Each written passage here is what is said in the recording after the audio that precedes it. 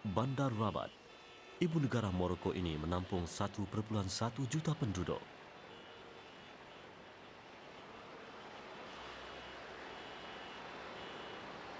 Nama Rabat muncul ketika pemerintahan Islam. Pada kurun ke-10, umat Islam membuka penempatan bertujuan mempertahankan agama dan tanah air daripada ancaman musuh. Golongan berkenaan digelar Ribat. Lama-kelamaan, nama Ribat bertukar kepada Rabat, lalu kekal sehingga ke hari ini. Rabat terletak 93 km dari Casablanca, bandar terbesar di Morocco. Kota ini menjadi ibu negara Morocco sejak 1912 ketika pemerintahan Perancis. Rabat terletak di tebing barat Sungai Burakrah yang pernah menjadi nadi perhubungan suatu ketika dahulu. Bertentangannya pula Bandar Salah yang turut dikenali dengan nama Kota Putih. Salah pernah muncul sebagai pelabuhan terkenal sejak kurun ke-13. Namun dengan bertambahnya populariti Rabat pada penghujung kurun ke-16, nama Salah semakin tenggelam.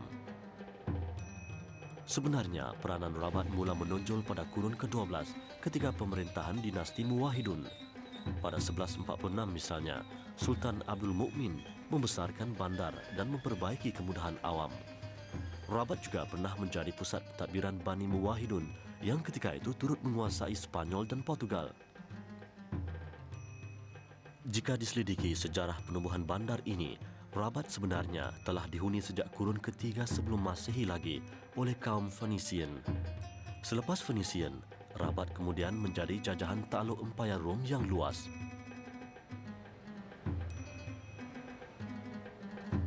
Jika Sultan Abdul Mukmin bekerja keras untuk membangunkan Rabat, cucunya pula, Sultan Abu Yusuf Yaqub Al-Mansur, meneruskan perjuangan Bani Muwahhidun untuk menonjolkan Rabat sebagai sebuah bandar terkenal selain Marrakesh di selatan. Beliau mempunyai agenda tersendiri.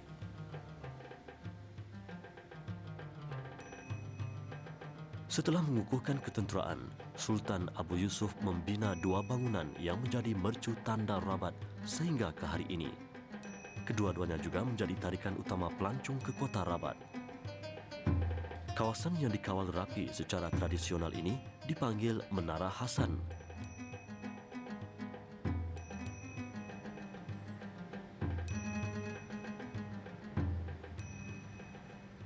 Persinggahan ini memberi peluang kepada saya untuk mengimbas kembali perjuangan dan pengorbanan Sultan Abu Yusuf untuk menaikkan imej Islam dan Rabat.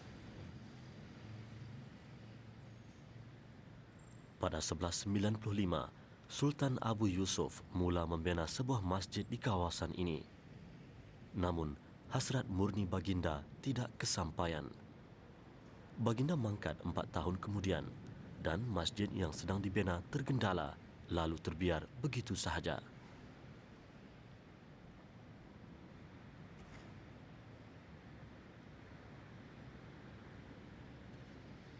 Gempa bumi pada 1755 memusnahkan hampir keseluruhan bangunan masjid yang sempat disiapkan.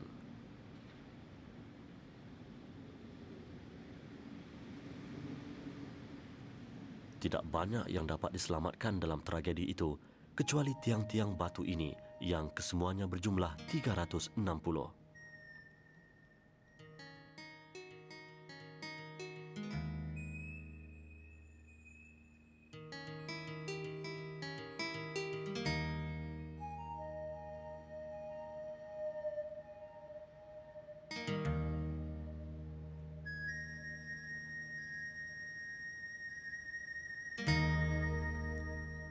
Terletak berhampiran Menara Hasan ialah kompleks makam Muhammad Al-Khamis.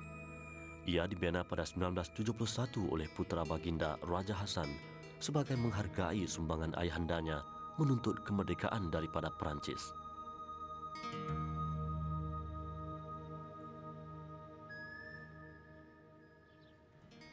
Tinggalan sejarah ini pula digelar Kota Cella.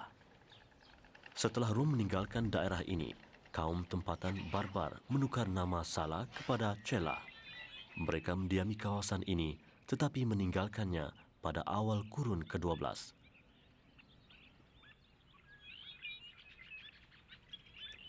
Walaupun tapak asal kota Cella atau Sala ini diasaskan oleh Rom, namun kesan-kesan fizikal dan pengaruh empayar itu sukar dikesan. Kemungkinan sebahagian besarnya telah musnah dimakan zaman. Tinggalan ini berusia kira-kira 500 tahun.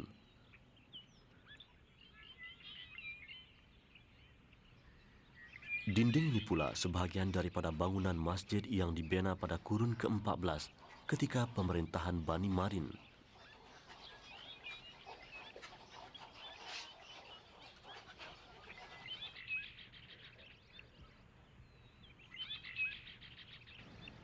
Satu daripada ciri sesebuah kota ketika itu ialah tembok pertahanan yang dibina mengelilingi kawasan penempatan. Langkah ini bertujuan melindungi penduduk daripada serangan musuh.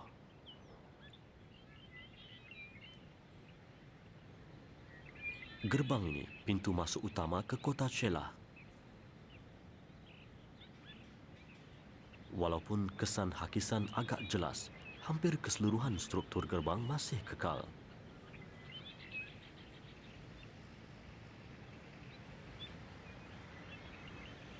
Begitu juga dengan hiasan pada gerbang utama ini. Ukiran pada gerbang kota Cella ini mungkin bertemakan agama dan alam sekitar kerana ia menggabungkan elemen tumbuh-tumbuhan dan kaligrafi.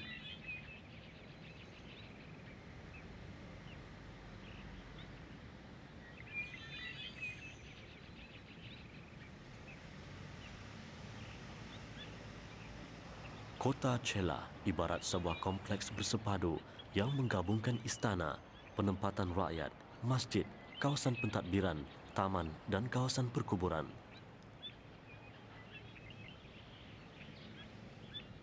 Dari pintu masuk utama, pengunjung perlu berjalan kaki selama kira-kira 10 minit melalui kawasan hijau untuk sampai ke lokasi runtuhan kota Cella.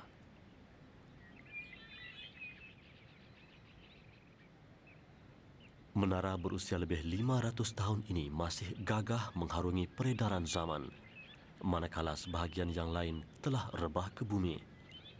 Apakah tinggalan ini kawasan istana Bani Marin? Sukar dipastikan.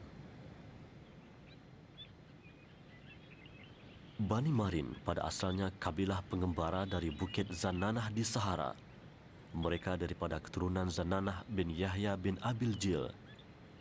Ketika dinasti Murabitun meluaskan pengaruhnya di Andalusia pada penghujung kurun ke-11, kabilah Zanana turut membantu sebagai tentera dipimpin Mahyu bin Abi Kag.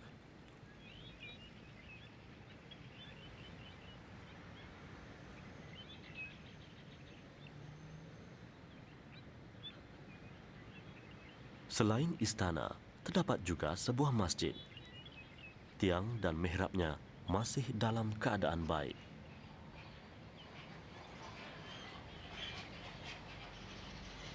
Bahagian dalaman masjid ini agak unik.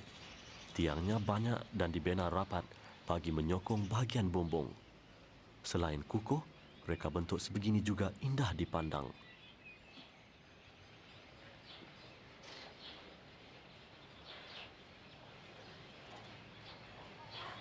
Di kalangan sarjana barat, kota Cella digelar nekropolis atau kawasan perkuburan. Panggilan ini mungkin berdasarkan kewujudan sebuah kawasan pengkebumian di dalam kompleks ini. Terletak bertentangan masjid adalah sebuah kawasan perkuburan khas. Dipercayai pemimpin Bani Marin, Sultan Abu Hasan dan permaisurinya, Kems Adoha, dikebumikan di sini.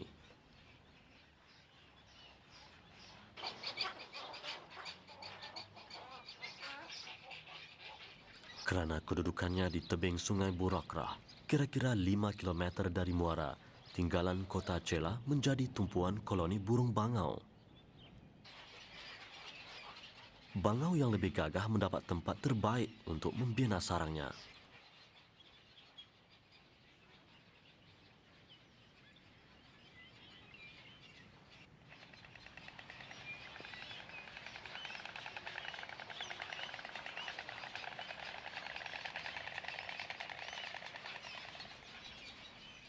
Pohon-pohon di sekitar kota Cella turut menjadi tempat berteduh haiwan ini. Menurut beberapa penduduk tempatan, jumlah bangau yang berlindung di persekitaran kota Chelah bertambah dengan ketara dari setahun ke setahun.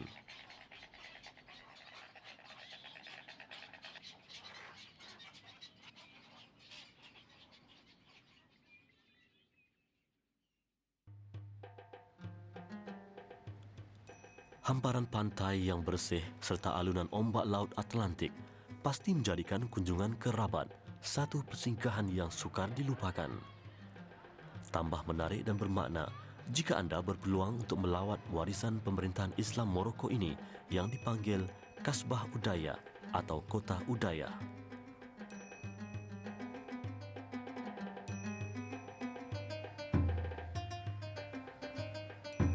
Kota ini pada asalnya dibina pada 1195 ketika pemerintahan Bani Muwahhidun.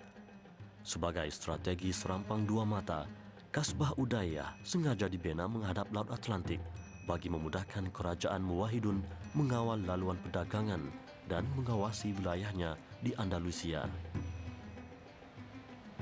Kepentingan strategik kota ini tidak berubah walaupun tampuk pemerintahan silih berganti.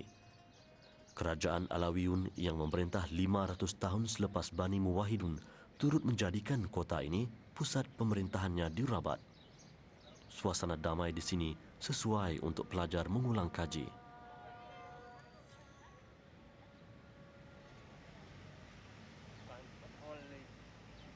Maulay Ismail, pemimpin terkenal Alawiyun yang memerintah pada awal kurun ke-18, membina istana ini di dalam Kasbah Udaya.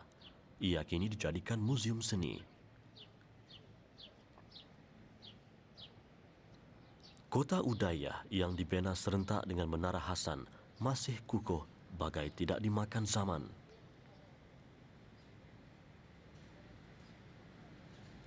Ciri asal yang masih dipertahankan sehingga ke hari ini ialah konsep taman dalam kota. Jika dulu kawasan ini digelar Taman Udaya, ia kini dipanggil Taman Andalusia.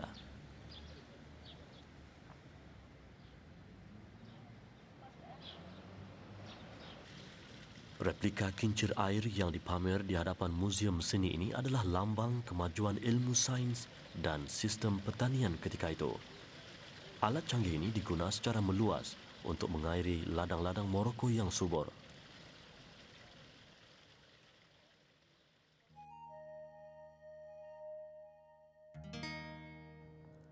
Turut dipamerkan di Muzium Seni Morocco untuk tatapan pengunjung ialah barangan kemas era Alawiyun. Satu daripadanya kerongsang ini yang dipakai kaum wanita Alawiyun. Keindahan rantai emas ini pula terserlah apabila digabungkan dengan batu karimah. Dan ini pula mahkota emas bertatahkan batu rubi dan zamrud. Semua perhiasan ini contoh betapa indahnya budaya Maghribi ketika itu. Turut dipamerkan alat tulis yang pernah digunakan untuk menghasilkan naskah Al-Quran.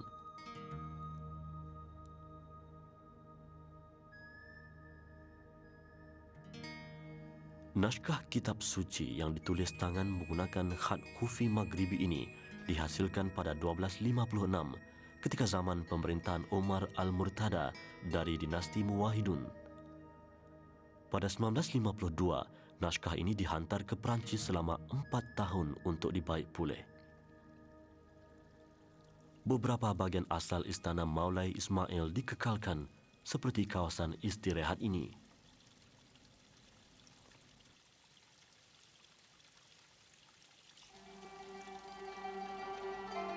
Seni muzik merupakan cabang penting dalam budaya masyarakat Maghribi.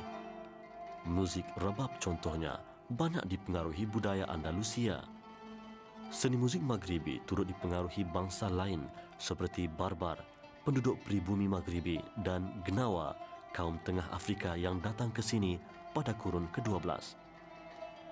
Muzium Udaya yang terletak berdekatan Muzium Seni mempamerkan kekayaan budaya bangsa Barbar, kaum pribumi Maghribi. Antara yang dipertontonkan kepada orang ramai ialah beberapa peralatan seharian yang digunakan masyarakat Barbar.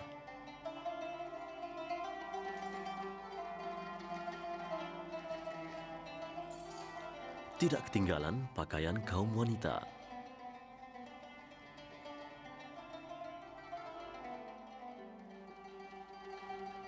Kaum nomad Berber tinggal di dalam khemah yang diperbuat daripada bulu kambing. Setiap corak adalah identiti kabilah tertentu.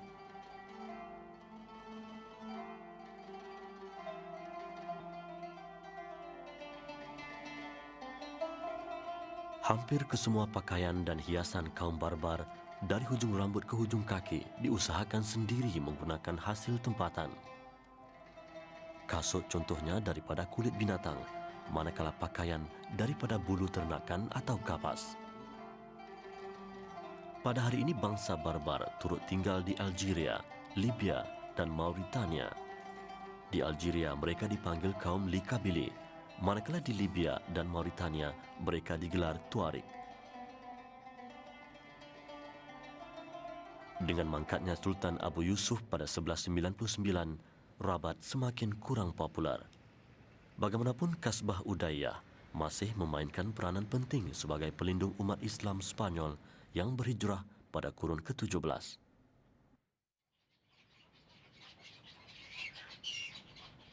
Menara Hasan, Kasbah Udayyah dan kota Celah ini sebahagian daripada warisan keagungan Islam di Rabat.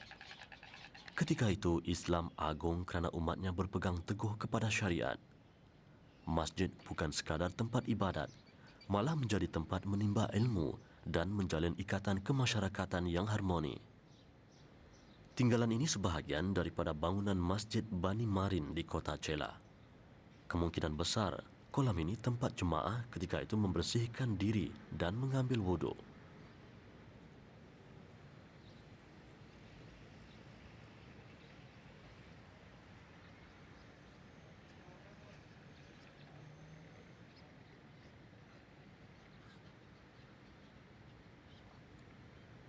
Masih terdapat kesan-kesan sistem saliran air yang digunakan di Masjid Bani Marin.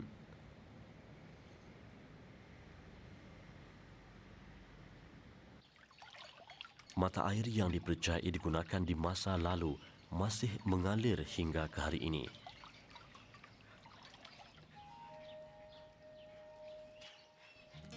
Taman ini terletak di bahagian belakang kompleks kota Celah. Konsep taman dalam kota seperti ini begitu popular ketika pemerintahan Islam di Morocco dan Spanyol. Sebahagian besar istana pemimpin Islam dan masjid pada masa lalu menyediakan taman baik kecil maupun besar.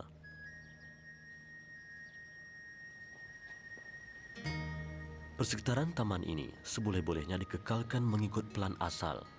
Bagaimanapun saya diberitahu, projek pemeliharaan keseluruhan kota Celah tidak dapat disegerakan memandangkan perbelanjaannya besar.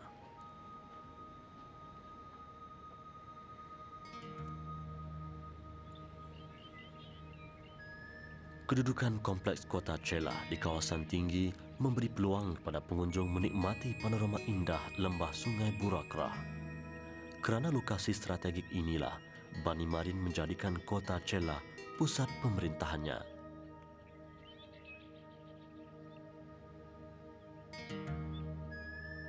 Sumbangan Bani Marin juga penting dalam sejarah Morocco. Antaranya, pengembaraan Ibnu Battuta berlaku di zaman Bani Marin ketika pemerintahan Abu Sa'id Usman. Ikuti jejak Rasul episod seterusnya untuk mengesan makam tokoh pengembara terkemuka itu yang dikatakan berada di Tangiers.